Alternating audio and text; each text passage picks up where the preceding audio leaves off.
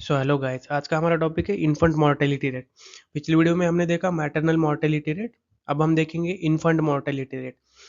Infant किसको बोलते हैं कि जो 12 मंथ मतलब 1 साल के जो नीचे होते हैं बेबीज आफ्टर डिलीवरी, जो 1 साल के नीचे जो बच्चे होते हैं, बेबीज होते हैं, उनको हम इन्फेंट बोलते हैं। तो पहला पॉइंट इसमें क्या है इंपॉर्टेंट कि infant mortality refers to death of child before completing 1 year. ये बहुत नोट करने वाला पॉइंट है कि 1 साल के नीचे बच्चे होने चाहिए। अगर 1 साल के नीचे आफ्टर बर्थ 1 साल के नीचे का कोई बच्चा डेथ हो जाता है तो उसको हम किस में कंसिडर करते हैं? इन्फेंट मोर्टेलिटी रेट में। और वैसे ही अगर मैटरनल डेथ हो जाए 42 days after pregnancy, delivery, miscarriage, abortion, कुछ भी हो जाए, 42 डेज के अंदर अगर प्रेग्नेंट वुमेन्स की डेथ हो जाए तो उसको हम क्या बोलते हैं? Maternal mortality. और इन्फेंट मोर्टेलिटी का बोलते हैं कि 1 साल के नीचे वाले बच्चे अगर डेथ हो जाती है तो उसको हम इन्फेंट मोर्टेलिटी बोलते हैं। ये बहुत बड़ा पॉइंट है। इट्स अ की indicator of the health status.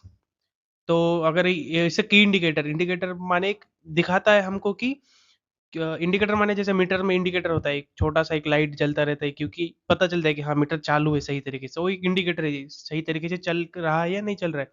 उसी तरीके से हमारा हेल्थ केयर सिस्टम सही तरीके से चल रहा है या नहीं चल रहा है, इसका जो मेन पॉइंट है उसको क्या हम क्या बोलेंगे? Infant mortality rate.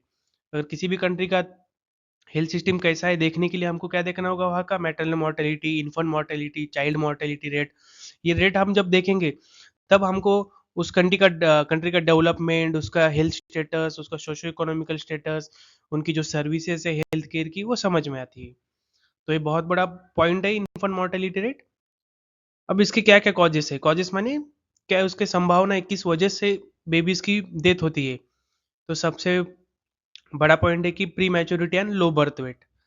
Pre maturity मत आप लोग पता है कि 9 मंथ के बाद, 9 मंथ के बाद बेबीज की डिलीवरी होने के लिए एक सुटेबल पीरियड होता है कि उस वक्त तक बेबी पूरी तरीके से डेवलप हो जाता है। पर उसके पहले जब डिलीवरी हो जाती है 7 मंथ, 8 मंथ में, तो उसको हम क्या बोलते हैं? प्री मैच्योर डिलीवरी या pre mature growth of babies. तो इसमें हम इसमें क्या होता है, बेबीज की प्रॉपर तरीके से डेवलपमेंट नहीं होती है तो बेबीज की क्या हो जाती है? डेथ हो जाती है। And low birth weight, LBW बोलते हैं उसको हम। लो बर्थ वेट जिसको हम बोलते हैं। Second one is a birth asphyxia. Third one is a infections.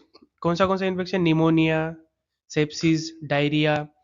उसके बाद कंजेनेटल एनोमलीज, जेनेटिकली जो भी एनोमलीज होती है बाय बर्थ, उसको उससे भी बहुत बेबीज की डेथ हो जाती है क्योंकि सर्वाइवल रेट बहुत कम हो जाता है बेबीज का। उसके बाद poor maternal health and anaemia, इनएडिक्वेट breast feeding, unsafe delivery practices, ये सारे कॉजेस है इन्फेंट मोर्टेलिटी रेट के लिए।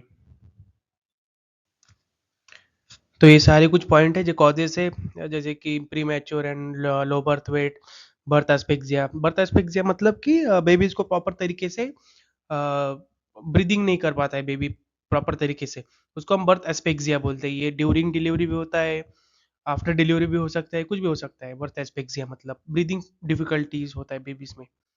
उसके बाद रिस्क फैक्टर। रिस्क फैक्टर जो होता है वो कॉजेज से अलग होता है। रिस्क फैक्टर मतलब ये चांसेस है होने के, इसकी वजह से हो सकता है।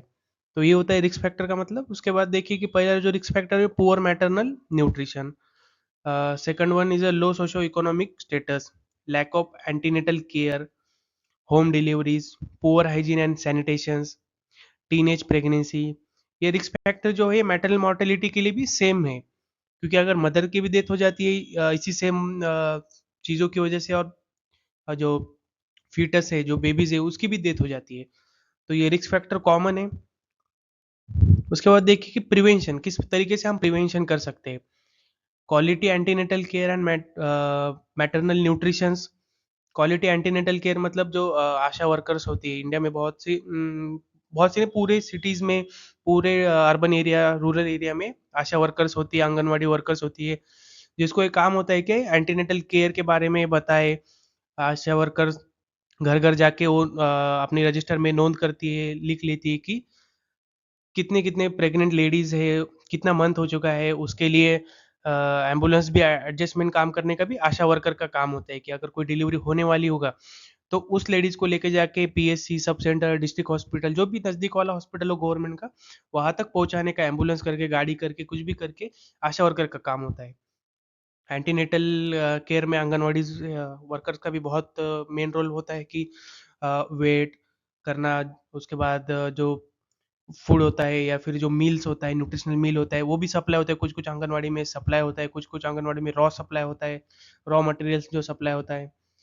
तो उसके बाद देखिए कि स्किल्ड बर्थ अटेंडेंस, अ, मतलब स्किल्ड, पहले दाया करते थे तो अब दाया का जो सिस्टम था वो बंद हो गया है। तो अब इंडिया में प्रोफेशनल डॉक्टर्स हो सके या professional health care officers, health care staff deliveries करता है। Early and exclusive breast feeding, मतलब सही तरीके से ब्रेस्ट फीडिंग करनी चाहिए कंटिन्यू, बेबीज को जितने भी हो सके उतना बेबी को ब्रेस्ट फीडिंग करना चाहिए। अब ब्रेस्ट फीडिंग इफिशिएंटली कब होगा कि जब मदर्स को सही तरीके से न्यूट्रिशन मिलेगा, तब ब्रेस्ट फीडिंग सही तरीके से होगी। क्योंकि अगर मदर को प्रोटीन, न्यूट्रिशंस, कार्बोहाइड्रेट, जो भी कुछ न्यूट्रिशनल है, vitamins, elements, micro elements, macro elements सब मिलेंगे, तभी वो बेबी के डिलीवर होंगे। वरना मदर इतना नहीं प्रोड्यूस कर सकती ना मिल्क, क्योंकि मदर को ही कुछ अगर न्यूट्रिशन नहीं मिलेगा तो ब्रेस्ट फीडिंग नहीं कर पाएगी। तो एंटीनेट सॉरी इन इन्फेंट मॉर्टेलिटी में मदर्स का भी बहुत बड़ा एक रोल होता है। अगर हम मदर्स की सही तरीके से केयर लेंगे या फिर एंटीनेटल केयर देंगे मदर्स को, तो अल्टीमेटली उसका इफेक्ट सही तरीके से पॉजिटिव इफेक्ट इन्फेंट में भी होता है।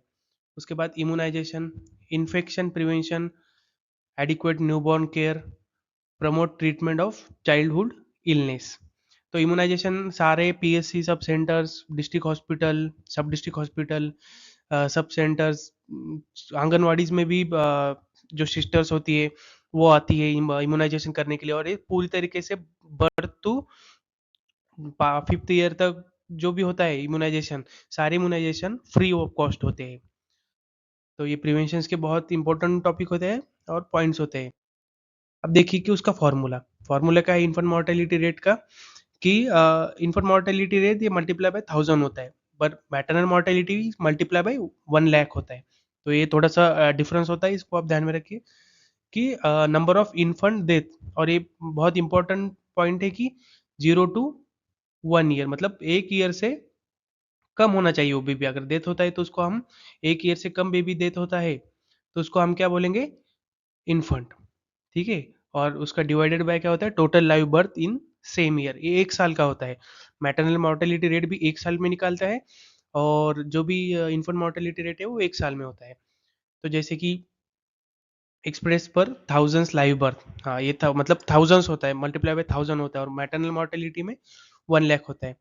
कैलकुलेटेड एन्युअली, एन्युअली मतलब 1 साल का ही उसका डेटा होता है पूरा, 1 साल में हर बार रिलीज करना पड़ता है गवर्नमेंट को। Used wild world wide to compare child health levels, वही है जो हमने पहले पढ़ा था कि इंडिकेटर्स होते हैं। अब अगर वर्ल्ड वाइड आपको किसी भी कंट्री का देखना होगा कि वहाँ का हेल्थ केयर सिस्टम कितना टॉप लेवल तक या फिर ग्राउंड लेवल तक स्प्रेड हुआ होगा, तो हमको क्या देखना होगा, ये maternal mortality, infant mortality, child mortality rate, बहुत से इंडिकेटर्स होते हैं, ये देखने होते हैं। तो अब देखेंगे उसका एक एग्जाम्पल। अब एग्जाम्पल क्या है इसका, इन कम्युनिटी ड्यूरिंग 2024, एक एस्टिमेट मैंने लिया है एग्जाम्पल। अब उसमें हम वैल्यूज में ये जो फॉर्मूला है, ये वैल्यूज उसमें पुट करेंगे, जैसे कि लाइव बर्थ कितना है 4000, और टोटल इन्फेंट डेट, कौन सा इन्फेंट डेट कि 0 से 1 ईयर्स के अंडर जो है कितना डेथ हुआ है 20। तो अगर हम इसमें फॉर्मूले में आएंगे तो कितना आएगा उसका आंसर, फिफ्थ, मतलब 5।